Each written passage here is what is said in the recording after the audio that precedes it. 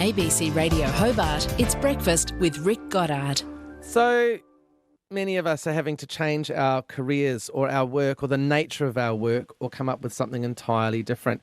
For Luke, who's a website manager and writer at Daily Fantasy Rankings, now there's no actual sport, even though he was doing fantasy sport. He's become an expert in esport. G'day, Luke. Hi, Rick. Thanks for having me on. Oh, no, it's such a pleasure. Now, what are Daily Fantasy Rankings, by the way? All right, so Daily Fantasy Rankings is a website I manage here, actually in Hobart. It's a hub for news and sport previews for a variety of fantasy sports throughout the world. So we were able to provide content for the AFL, the NBA, the cricket over the summer, and PGA for golf. And I was very keen on writing golf in the past and playing golf. So when the opportunity to write about fantasy golf came up, I was like, this is my cup of tea. So I managed to leave my work after 15 odd years at Federal Group and started writing golf. And as the content grew and grew, I became a work-at-home dad and manage a website, which is pretty much a dream come true for a sports-loving person. If it's fantasy sports, can you still do what you were doing now, or without actual sport playing, does it not work? It does not work, no. So you need actual live sport to enter a live fantasy contest. So as each sport was shut down, the amount of options became zero. And I remember on the Monday morning, once the NRL was shut down, I was thinking, then what do I do now? I've actually got nothing to do anything about. And of course, for sports fans, that's the same problem. So what have you got into?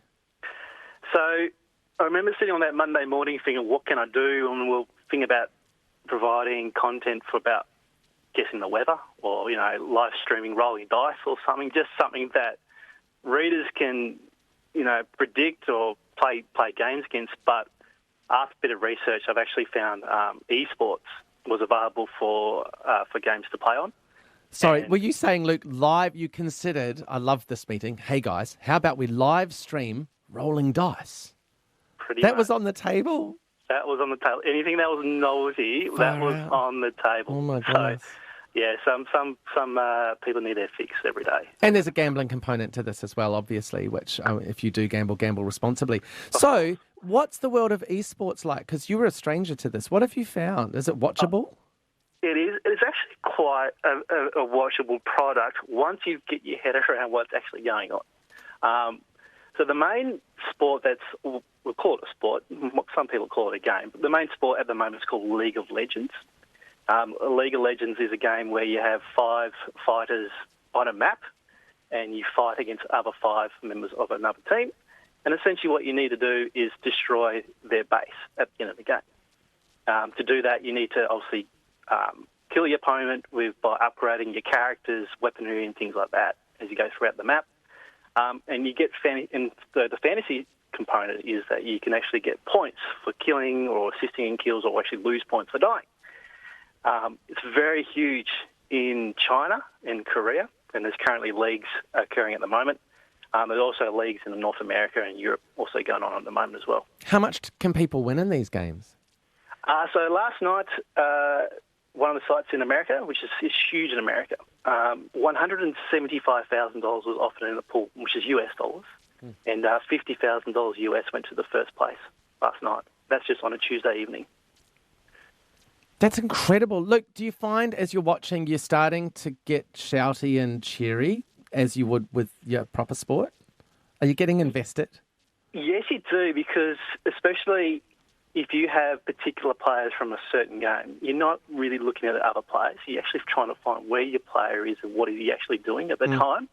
And then if you start to get involved in combat or, destroying turrets or dragons, you'd be like, well, that's points for my score coming up. So it's quite a buzz to watch your score on the particular site rack up, with the amount of points that your player's playing. So, and how do you watch these sports? So these are available on YouTube and Twitch, which is the 2 main sites you can grab on. It's quite easy to Google League of Legends Korea or League of Legends China, and all of a sudden you're watching with around 100,000 people at the same time. They're all commenting on the chat box, and half it is in Chinese and in Korean, and I'm trying to Sometimes when they get excited, you're trying to find out why they're getting excited about, but it's been a very steep learning curve. And I've just read that supercars are having a virtual racing series that's going to air, which will be really interesting. I think that's tonight. That's correct, yeah. So, supercars are starting their series of games, and they're actually getting their actual drivers sitting in their little office setup with their steering wheel and their pedals and their racing seat, and they'll be going through a variety of racing tracks throughout the world, and that actually starts tonight. I want to see those real drivers competing against eSport champions and, Nathan from Gagebrook or whatever. Do you know who's probably brilliant? That's what I'd like to see. But there you go. We'll find all these resourceful ways to keep sport alive, Luke, and it's great to talk to you this morning. Thanks so much. Rick, thanks for having me on.